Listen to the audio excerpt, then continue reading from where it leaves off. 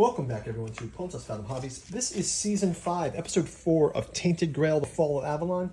We are on Day 5 of our trip through to the Tombs of the Order. So, last time we met, we were running the Follow Neante to the Tombs of the Order. We've been there a couple of turns now. Slowly, we've been collecting up some statuses to help us along, so we're going to continue that journey on this round. We did come up with a very shocking discovery, and that is that they've tried to resurrect Arthur from the dead before. So we're going to keep digging into that mythos and try to make some progress with our random events. Let's turn over our random events here. We have good weather today, so that's great. Put good weather down below. We're also going to reduce our men here down by 1 each. And we can proceed like this. Also, we can check out our decks. We've got our decks squared away here. Everybody has been rested up from the last round, and we're going to jump right into round number 4. Before we do, a quick shout out to this channel's sponsor, Pontus Fathom Press. In the bookstore down in the links description below, there's a link to our bookstore. Catu Journals Out of Lovecraft's Providence is the collected hardcover omnibus of August Moldenhauer and Giuseppe Balsamo's 6 volumes on Cthulhu, Nyarlathotep, Azathoth, and the other great old ones. Check it out. It helps to support our channel here. Our sponsorship brings to you guys this content, so really appreciate you guys checking that out. Also, we have our 4th volume of the Pontus Fathom podcast lecture series, The Esoteric Dragon Mysteries, Decoding the Dragon Symbol in Myth and the Occult Tradition. This one especially has an essay on the relation to the Arthurian legends, the dragon, and the dragon bloodline. So go check that out. The Pendragons, as you guys know, the Pendragon is the dragon bloodline. So if you're interested in that, go ahead and check it out. You can also support us on our Patreon for as little as $1. You can stay on top of our miniature painting for A Song of Ice and Fire and Tainted Grail. I can keep track of our Tainted Grail gameplay that's coming up as we roll into the Red Death after this campaign. And we're also doing Joan of Arc, Song of Ice and Fire tabletop game, Cthulhu Wars, Conan by Monolith. We're going to be getting the Thing on the tabletop. We're going to get Cthulhu, Death May Die, War of the Rings, Game of Thrones, you name it, we've got it. So let's jump into round number 4.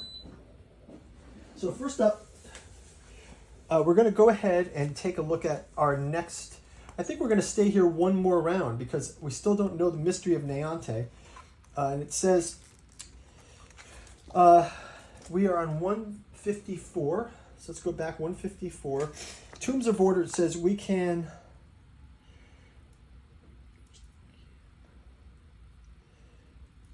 We're going to check out, we're going to try to approach the camp. So we see these soldiers around the statue of the giant statue of Arthur. We've already found out about the tomb of Arthur that Neante has left here.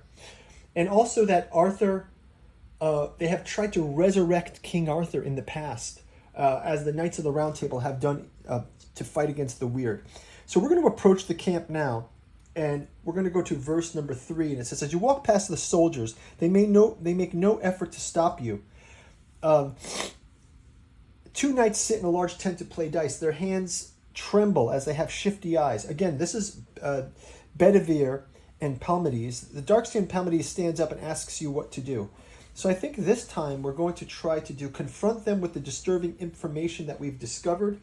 Requires part 2 of disturbing information. Do we have disturbing information part 2? Disturbing information. Yes, we have disturbing information part 2. So let's go to verse 5. Verse 5 says, Palamedes looks nervously at Bedivere, then backs to you. He feels like he's almost ready to talk. Why don't this time we're going to appeal to his sense of honor, and we're going to go to verse 8. The knights reveal their attempt to use the Grail to raise Arthur from the dead, as Round Table used to do in difficult times, but after so many returns, there was little left of the king. The ritual failed spectacularly, and Neante walked away with the Grail. So we did find this last time. 1, 3, 3. Oh, let's do 3, 4. Okay, so let's go to there.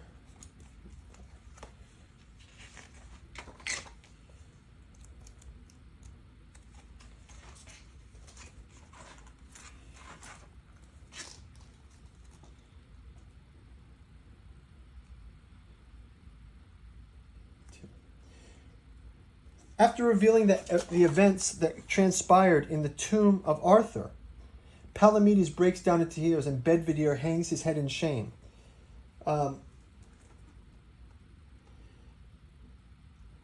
If you leave them broken and weak, gain part 3 of Fall of Chivalry. If we bolster the knights and help them understand, gain part 3 of Restoring the Order. Let's restore the order. So we're going to gain part 3 of Restoring the Order. Restoring the Order. Gain part 3 of Restoring the Order. Gain part 3 of Restoring the Order. If you are now playing Chapter 4A, if you are not playing Chapter 4A, Exploration Ends. If you are playing Chapter 4A, Read On, congratulations. You've completed your quest. Each player gains 1 experience point, then find and resolve part 3 of Chapter 4A. So we've stopped so we've resolved Chapter 4A. We each gain 1 experience point.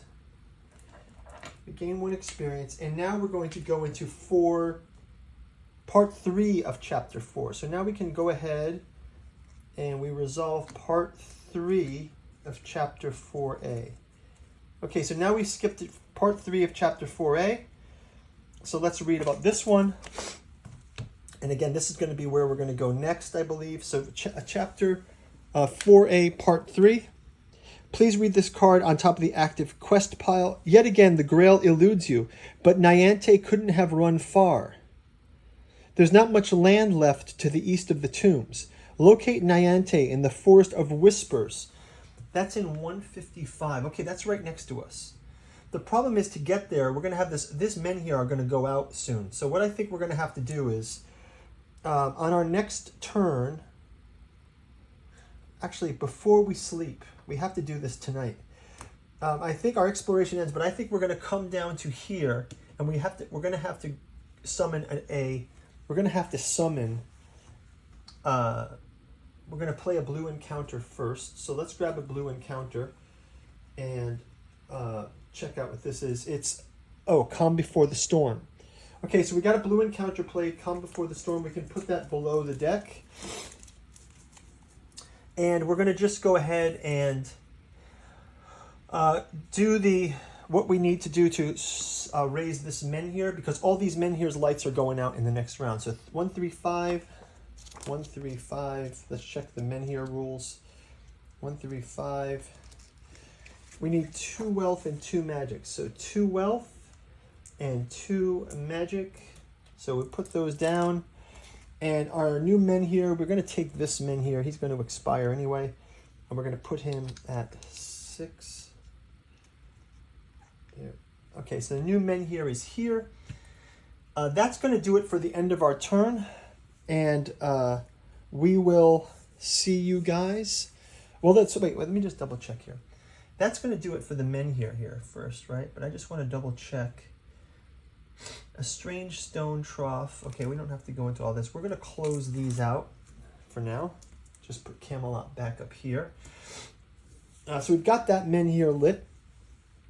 And I think we're going to do the closeout of the day. So during the end of the day, we can heal up our food. Bayor is going to take that 1 damage from his rest. We can restore 1 terror to our characters.